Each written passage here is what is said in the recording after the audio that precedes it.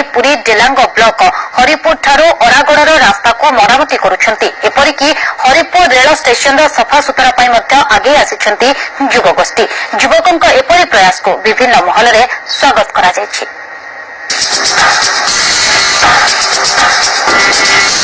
रास्ता मरामती पई आगे आसिले स्थानीय युवगोष्ठी। बारंबार प्रशासन को जणाई विफल हेबा परे निज निज मध्य चांदा आदाय करी रास्ता मरामती करुछंती। माटी मरम पकाई चलीछि रास्ता काम। एई रास्ता दे 8टी पंचायत लोके यातायात करती। आमे कहूछु पुरी डेलांग ब्लॉक हरिपुर ठारू अरागड़र 2 किलोमीटर रास्तार कथा। स्थानीय बासिंदा रास्ता मरामती नै बहुबार प्रशासन को जणाइथिले मध्य कोनोसी पदक्षेप ग्रहण करा जाय नथिला। शेषरे रास्ता मरामती नै आगे आछंती स्थानीय युवगोष्ठी। पिलामानंकु धन्यवादर प्रशंसा तो अति कम देले। जो अवस्था आम मैंने ग्रामवासी जावासा करूँ अकथनीय अवस्था थिला। प्रशासन करिपारला नहीं। तेणु पिला माने ये स्वेच्छासेवी अनुष्ठान हाथुर पैसा कलेक्शन करी मागे जाकि रास्ता तैयारी करछंती। या ठारू आ बड़ कथा किछि नहीं। रोड टी आज्ञा एते बहुत लोग डिपेंड करछंती। रोड रे बहुत स्कूल पिला कॉलेज पिला भी जावासा करछंती। तने बहुत असुविधा सम्मुखीन होछंती।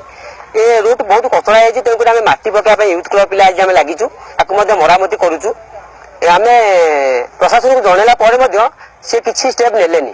तेणुक आम मैंने आज लगिचु रोड को मरामती करूँ।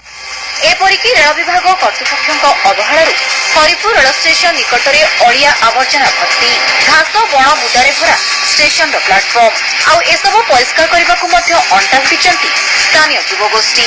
स्थानीय युवकों एपरी प्रयास को विभिन्न महल में स्वागत करा जायछि। रास्ता काम तो बहुत ना खालटी बही पड़ीला।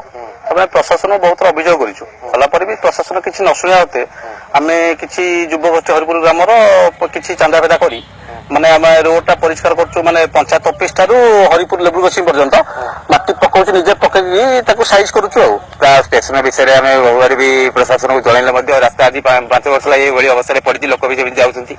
किसी युवगोष्ठी हरिपुर बाहर किसी निज पारिश्रमिक रास्ता भी कार्य कर प्रशासन अपारगता फल हरिपुर युवगोष्ठी निजर रास्ता मरामती कार्य करने सह स्टेशन सफासुतरा कर जहाँफल सबु महल प्रशंसा कर सहित अन्य उदाहरण सृष्टि कर। हरिपुर कैंपस रंजित श्रीकांत प्रधान और लोहित महापात्र न्यूज 7।